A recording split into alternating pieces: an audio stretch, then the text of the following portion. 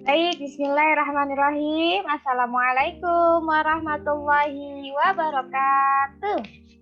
Halo anak-anak hebat, solih dan solihah, kelas 3 SDIT Fitrahaniah. Hai teman-teman, tetap semangat ya. Nah, sekarang Bu Vivi ingin membantu teman-teman semua untuk belajar. Kita akan belajar bersama teman-teman.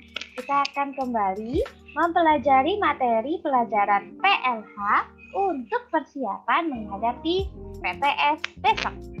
Supaya teman-teman bisa menjawab soal-soal ulangannya dengan tepat dan mendapatkan hasil yang memuaskan. Bagaimana teman-teman? Apakah teman-teman sudah siap untuk belajar hari ini? Yang sudah siap belajar bersama Bu Vivi, coba disiapkan dulu bukunya. Silahkan yang belum ambil buku PLH-nya, diambil terlebih dahulu bukunya. Kita akan belajar bersama. Baik, kita sudah pernah belajar bab 4, siaga menghadapi bencana alam. Pada poin A, bencana alam tanah longsor, dan poin B, mencegah terjadinya tanah longsor. Pada video pembelajaran Bu Vivi sebelumnya, Bu Vivi sudah jelaskan tentang materi ini. Apakah teman-teman ada yang masih ingat? Apa ya tujuan pembelajarannya? Jadi, tujuan pembelajarannya adalah teman-teman bisa menjelaskan penyebab terjadinya bencana tanah longsor dan menjelaskan cara menanggulangi bencana tanah longsor. Kemudian teman-teman bisa menunjukkan salah satu sikap baik kepada orang yang terkena musibah bencana alam sesuai dengan Quran Surat Al-A'raf ayat 56. Siapa yang masih ingat bagaimana bunyinya Quran Surat Al-A'raf ayat 56? Yuk teman-teman, kita awali kegiatan kita dengan membaca basmalah. Saya basmalah. Bismillahirrahmanirrahim. Dengan menyebut nama Allah yang Maha Pengasih lagi Maha Penyayang. Baik, di dalam Al-Quran, Allah Subhanahu wa Ta'ala berfirman, yang artinya, dan janganlah kamu berbuat kerusakan di bumi setelah diciptakan dengan baik. Berdoalah kepadanya dengan rasa takut dan penuh harap. Sesungguhnya rahmat Allah sangat dekat kepada orang yang berbuat kebaikan. Ini adalah bunyi dari Quran Surat Al-A'raf ayat 56. Kemudian Allah juga berfirman di dalam Quran Surat Al-Baqarah ayat 155 sampai 157 yang artinya, dan kami pasti akan menguji kamu dengan sedikit ketakutan, kelaparan, kekurangan harta, jiwa, dan buah-buahan. Dan sampaikanlah kabar gembira kepada orang-orang yang sabar, yaitu orang-orang yang apabila ditimpa musibah, mereka berkata, Inna lillahi wa inna ilaihi raji'un. Sesungguhnya kami milik Allah dan kepadanya lah kami kembali. Mereka itulah yang memperoleh ampunan dan rahmat dari Tuhannya, dan mereka itulah orang-orang yang mendapat petunjuk. Nah teman-teman, masih ingat kan jika kita mendapat musibah, apa yang harus kita ucapkan? Berdasarkan firman Allah di dalam Al-Quran Surat Al-Baqarah ayat 157, Allah bilang, jika orang-orang yang ditimpa musibah, mereka mengucapkan Inna lillahi wa inna ilaihi raji'un, maka mereka akan mendapat ampunan dari Allah. Diingat baik-baik ya teman-teman. Di dalam Al-Quran Surat Al-Baqarah ayat 156, Allah bilang, jika ada orang yang tertimpa musibah dan mereka berkata Inna lillahi wa inna ilaihi raji'un, Allah akan memberikan ampunan dan rahmatnya. Kemudian Putri mau perlihatkan sebuah gambar. Teman-teman masih ingat apa itu tanah longsor? Coba teman-teman amati gambar ini. Pada gambar ini terdapat posisi tanah yang tidak stabil. tanahnya curam atau terjal. Tanahnya tidak stabil posisinya. Posisi tanah yang terjal dan tidak stabil ini sangat rentan terhadap bencana tanah longsor. Mudah sekali tanahnya menjadi ambruk, longsor, turun ke bawah, turun ke jalanan. Bahaya sekali jika tanahnya longsor ketika ada kendaraan yang lewat. Ini sangat berbahaya. Maka harus kita lakukan upaya-upaya pencegahan terjadinya tanah longsor. Coba teman-teman masih ingat apa ya tanah longsor itu?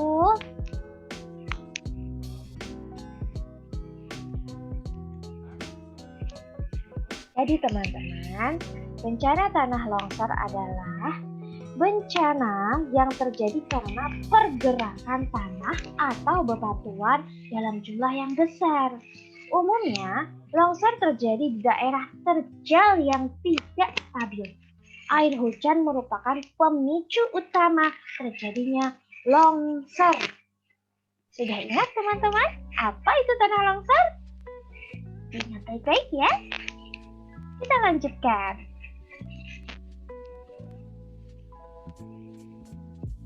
Penyebab terjadinya longsor terbagi menjadi dua, yaitu penyebab alami dan penyebab karena aktivitas manusia.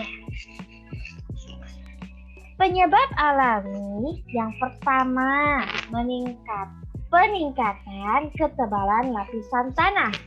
Kedua, gempa bumi. Ketiga, arus sungai yang sangat deras saat hujan. Keempat, resapan air hujan pada lereng yang tertahan oleh lapisan batuan kedap air. Kelima, petir. Apakah teman-teman tahu bagaimana caranya? Kenapa petir bisa menyebabkan terjadinya longsor? Dan kenapa gempa bumi bisa menyebabkan longsor? Nah teman-teman, ketika terjadi gempa bumi, akan terjadi pergerakan pada lapisan bumi. Buminya akan berguncang, sehingga tanah-tanah yang posisinya tidak stabil akan mengalami longsor. Begitu juga ketika arus sungai yang sangat deras.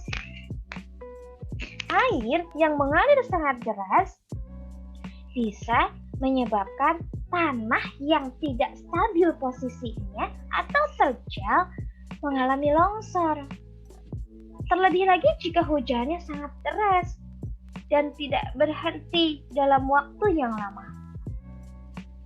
Air yang tadinya mengalir deras dan ditambah dengan air hujan pada lereng yang tertahan oleh lapisan batuan kedap air tidak bisa terserap dengan baik oleh tanah, sehingga terjadilah genangan air atau biasa kita sebut dengan banjir.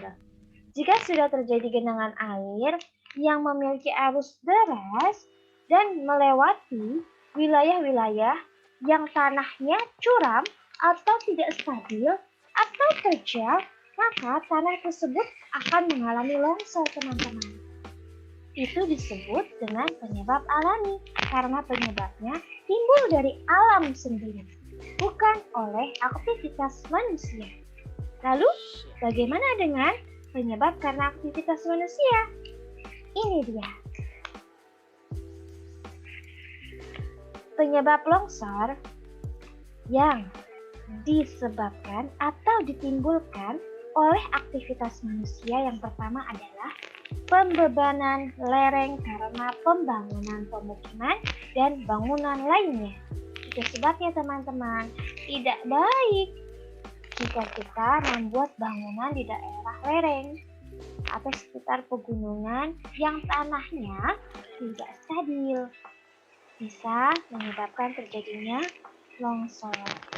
Kedua, pemotongan kaki lereng untuk pembangunan rumah, jalan, dan bangunan lain tanpa melakukan penguatan tebing. Misalnya dengan dinding penahan atau tanah atau terasnya. Seperti gambar yang tadi Bu Kris tampilkan di awal. Ada jalan yang di sisinya itu merupakan tanah yang terjal, tidak stabil. Namun, tidak ada penahan atau penguat tebing yang dibuat. Kita perlu buatkan dinding penahan pada tanah yang posisinya tidak stabil atau membuat terasering supaya ketika terjadi arus air yang deras, tanah dapat tertahan, tidak langsung ikut bersama air yang deras atau longsor. Ketiga, penambangan air di dasar sungai yang merupakan kaki lereng sehingga lereng menjadi tidak stabil dan mengakibatkan longsor. Keempat, getaran dari mesin, lalu lintas, penggunaan bahan peledak, dan juga petir. Tadi kita sudah bahas ya teman-teman bahwa petir itu termasuk penyebab alami, bukan aktivitas manusia. Namun, jika pemicu petir itu terjadi karena aktivitas manusia, contohnya tadi ada aktivitas pembuatan bangunan di sekitar lereng gunung menggunakan alat-alat yang memicu terjadinya petir. Nah, itu yang bisa kita sebut sebagai penyebab karena aktivitas manusia. Sangat berbahaya teman-teman. Kita perlu membuat alat atau menggunakan alat yang aman. Dan pastikan tidak pada wilayah yang berpotensi terjadinya longsor atau pada wilayah-wilayah yang tidak stabil posisi tanahnya. Kita lanjutkan. Kita bisa berupaya untuk menyelamatkan diri dari tanah longsor, yaitu dengan cara mengamati keadaan lingkungan, terutama di sekitar perbukitan. Coba teman-teman perhatikan gambar ini. Pada gambar ini, tanahnya ada yang sebagian menimbun rumah warga. Tanah yang longsor bahkan membuat rumah menjadi rusak. Ikut ambruk teman-teman, ikut terbawa oleh tanah yang longsor. Tentu saja ini sangat berbahaya. Dan tentu saja kita harus berupaya untuk menyelamatkannya. Bagaimana ya caranya? Nah, caranya adalah kita bisa bersiap siaga menghadapi terjadinya longsor dengan membaca kondisi sekitar lingkungan kita, terutama yang ada di daerah perbukitan. Kita bisa membaca tanda-tanda akan terjadi tanah longsor. Di antaranya, 1. Muncul retakan-retakan di lereng yang sejajar dengan arah tebing. 2. Muncul mata air secara tiba-tiba. 3. Air sumur di sekitar lereng menjadi keruh. 4. Tebingnya rapuh dan kerikil mulai berjatuhan. 5. Terjadi penurunan permukaan tanah. Nah, jika setelah kita mengamati lingkungan, terdapat tanda-tanda ini, itu artinya akan terjadi longsor. Kita bisa segera bersiap-siaga menyelamatkan diri dan juga keluarga. Selanjutnya, kita tidak bisa menghindari tanah longsor, teman-teman, jika disebabkan oleh faktor alami. Tapi, jika longsor terjadi karena ulah manusia, kita dapat berupaya untuk mencegahnya, yaitu dengan cara pertama, tidak menebang dan merusak hutan. Kedua, menanam tumbuhan berakar kuat pada lereng yang gundul, seperti tanaman nimba, bambu, akar wangi, lamtoro, dan sebagainya. Ketiga, membuat saluran air hujan. Keempat, membangun dinding penahan di lereng yang terjal, misalnya dengan terasering. Teman-teman ingat, apa itu terasering? Seperti undak-undak, atau bisa juga kita sebut seperti tangga. Seperti tangga pada tanah yang posisinya miring. Kemudian yang kelima, memeriksa keadaan tanah secara berkala. Keenam, mengukur tingkat kederasan Hujan. Jika kita tahu kita berada di wilayah yang hujannya tinggi, maka kita perlu melakukan upaya bagaimana caranya supaya tidak terjadi longsor. Ya itu tadi ya teman-teman, kita bisa membuat dinding penahan untuk wilayah tanah yang tidak stabil. Supaya tanahnya tidak longsor, ditahan oleh dinding penahan. Atau kita bisa membuat terasering, seperti undak-undak atau tangga-tangga pada wilayah tanah yang miring. Baik teman-teman. Nah sekarang sudah ingat tentang materi bencana tanah longsor dan cara penanggulangannya? Sekarang kita akan lanjut pada materi tentang gempa dan banjir. Ini dia, teman-teman, masih ingat kan? Bu Vivi sudah pernah loh menyampaikan penjelasan untuk materi banjir dan juga gempa bumi. Baik, kita akan coba pelajari kembali. Kita akan kembali pelajari tentang bencana gempa dan juga bencana banjir. Teman-teman masih ingat apa tujuannya? Saat Bu Vivi membuatkan video pembelajaran tentang bencana banjir dan gempa, tujuan pembelajarannya adalah menjelaskan penyebab terjadinya bencana gempa dan banjir. Dan teman-teman bisa menjelaskan cara menanggulangi bencana gempa dan banjir dengan benar, serta menunjukkan salah satu sikap baik kepada orang yang terkena musibah bencana alam, sesuai dengan Quran Surat Al-A'raf ayat 56. Baik teman-teman, tadi kita sudah awali dengan membaca basmalah ya. Kita akan lanjut pada firman Allah di dalam Al-Quran Surat Al-A'raf ayat 56. Ini juga sudah dibacakan tadi. Kita akan ulangi supaya teman-teman lebih ingat. Allah Subhanahu wa Ta'ala berfirman, dan janganlah kamu berbuat kerusakan di bumi setelah diciptakan dengan baik. Berdoalah kepadanya dengan rasa takut dan penuh harap. Sesungguhnya rahmat Allah sangat dekat kepada orang yang berbuat kebaikan. Quran Surat Al-A'raf ayat 56. Baik teman-teman, apakah teman-teman masih ingat? Apa itu gempa? Apa ya gempa? Itu Bu, kalau buminya berguncang. Ya, sebenarnya gempa adalah getaran atau getar-getar yang terjadi di permukaan bumi akibat pelepasan energi dari dalam bumi secara tiba-tiba yang menciptakan gelombang seismik. Ibu, aku lupa. Gelombang seismik itu apa ya? Ayo teman-teman, apakah ada yang masih ingat? Apa itu gelombang seismik? Gelombang seismik itu apa ya? Jadi teman-teman, Bukti akan ingatkan kembali. Gelombang seismik adalah gelombang elastik yang menjalar ke seluruh bagian dalam bumi dan melalui permukaan bumi akibat adanya lapisan batuan yang patah secara tiba-tiba atau adanya ledakan. Gempa bumi biasa disebabkan oleh pergerakan kerak bumi atau lempeng bumi. Nah, sudah ingat kan teman-teman? Diingat baik-baik ya nak.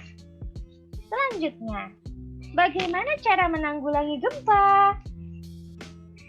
Coba teman-teman ada yang ingat tidak? Bagaimanakah cara menanggulangi gempa? Yang pertama, membuat bangunan tahan gempa. Kedua, mencegah jatuhnya barang-barang berat yang ada di ruangan. Bagaimana caranya?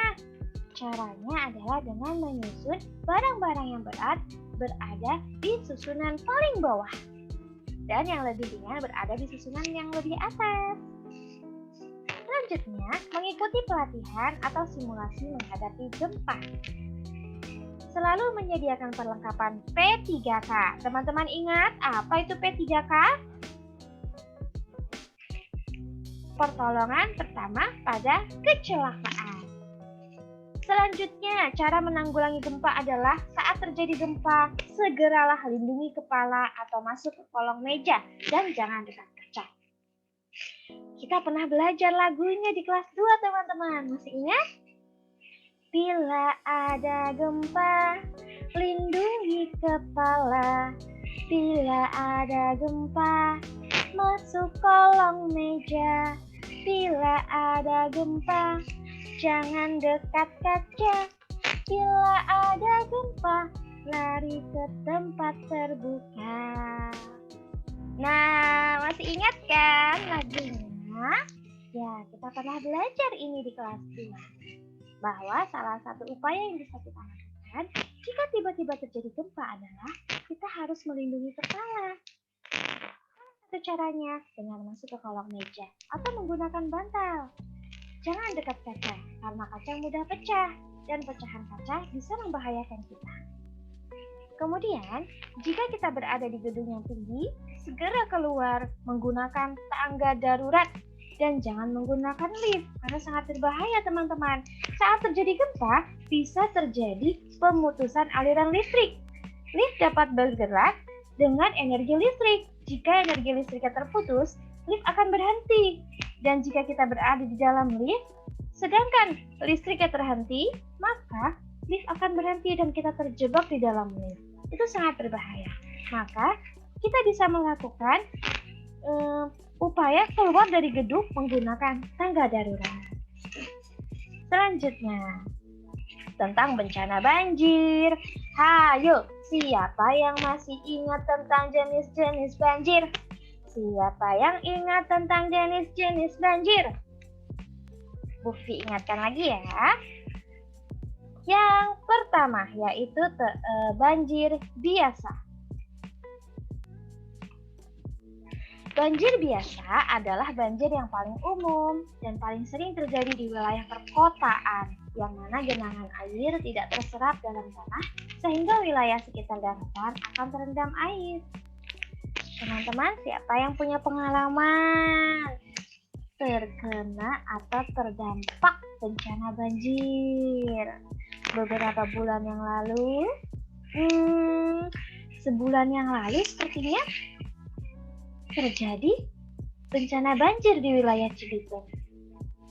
Nah, itu salah satu contoh banjir biasa, yaitu banjir yang paling umum dan paling sering terjadi di wilayah perkotaan, yang mana genangan air tidak terserap dalam tanah, sehingga wilayah sekitar daratan terendam air. Yang kedua, banjir bandang atau air bah adalah banjir yang datang secara tiba-tiba, dengan laju yang sangat cepat, dengan volume air yang banyak, dan sangat berbahaya. Ini contohnya. Ini adalah banjir bandang. Jika banjir bandang terjadi, airnya itu lebih banyak, lebih deras dari banjir biasa, dan lebih berbahaya, teman-teman. Jika sudah terjadi banjir dengan air yang sangat banyak, sangat deras, dan terjadi secara tiba-tiba, itulah yang disebut dengan banjir bandang. Yang ketiga adalah banjir air laut atau yang sering disebut banjir rob. Merupakan banjir yang terjadi di wilayah sekitar pantai atau lokasi yang dekat dengan air laut. Kita lanjutkan. Ingat baik-baik ya teman-teman tentang jenis-jenis banjir. Selanjutnya, kita mau belajar penyebab banjir. Ada yang masih ingat apa saja penyebab banjir? Yang pertama, penebangan hutan secara liar. Yang kedua, tersumbatnya saluran air atau aliran sungai. Yang ketiga, curah hujan yang tinggi. Yang keempat, bendungan atau waduk yang rusak. Dan kelima, tanah tidak mampu menyerap air. Biasanya, tanah yang tidak mampu menyerap air bisa karena sudah terjadi pencemaran tanah. Banyak sekali sampah-sampah yang menghalangi tanah bisa terserap. Atau adanya lapisan tanah yang tidak bisa diserap oleh air, sehingga airnya menjadi menggenang. Ditambah dengan curah hujan yang tinggi. kemudian tersumbatnya saluran air atau aliran sungai. Banyak hal yang bisa menyebabkan terjadinya sumbatan pada saluran air. Contohnya sampah. Sampah yang menumpuk, yang tidak bisa mengalir pada aliran sungai, menumpuk pada saluran air, maka air akan menggenang. Air tidak bisa lagi mengalir dengan lancar. Bagaimana mungkin penebangan hujan secara liar bisa menyebabkan banjir? Bisa, teman-teman. Hutan ditumbuhi oleh berbagai macam jenis tumbuhan. Tumbuhan memiliki akar. Kita tahu bahwa akar pada tumbuhan dapat menyerap air dan menahan tanah. Sangat penting adanya tumbuhan, teman-teman. Ketika terjadi hujan, air yang mengalir diserap oleh tanah dan diserap oleh tumbuhan. Sehingga bencana longsor dan banjir bisa terhindari.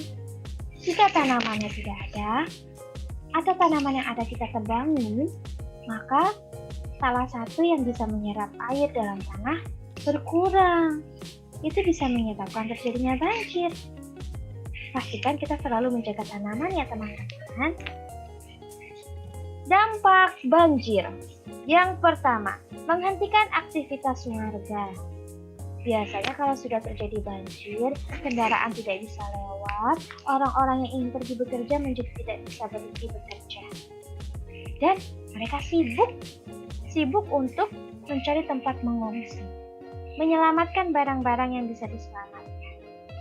Tentu saja, barang-barang elektronik yang terendam banjir akan rusak, sehingga menyebabkan terjadinya kerugian ekonomi, atau bahkan adanya barang-barang yang hilang karena hanya terbawa arus banjir, sehingga menimbulkan kerugian ekonomi.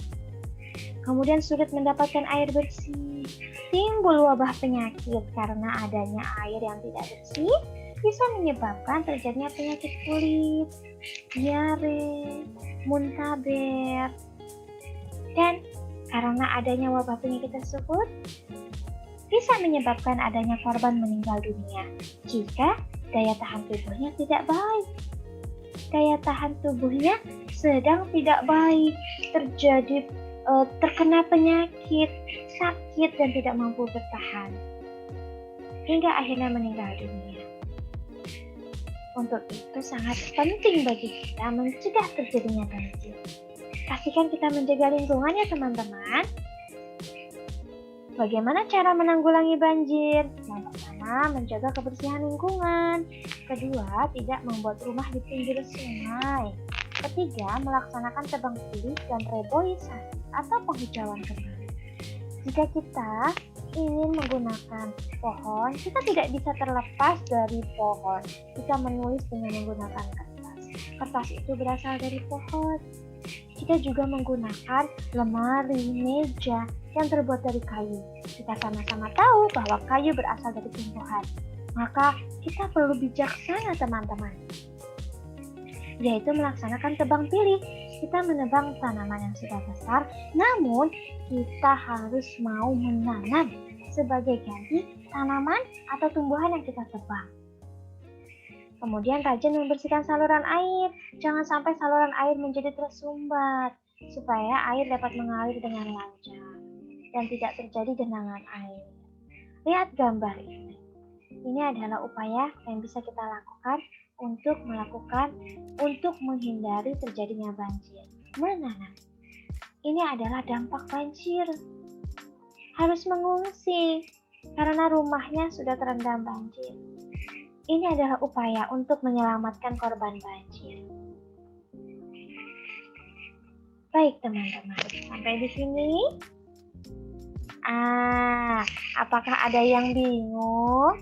Jika teman-teman bingung, teman-teman bisa simak kembali video ini.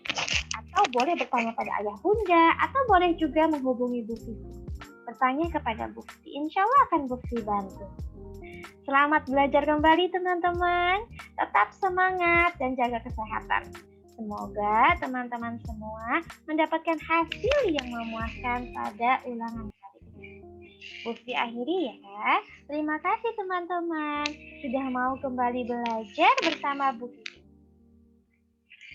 Baik teman-teman, selamat melanjutkan aktivitas dan wassalamualaikum warahmatullahi wabarakatuh.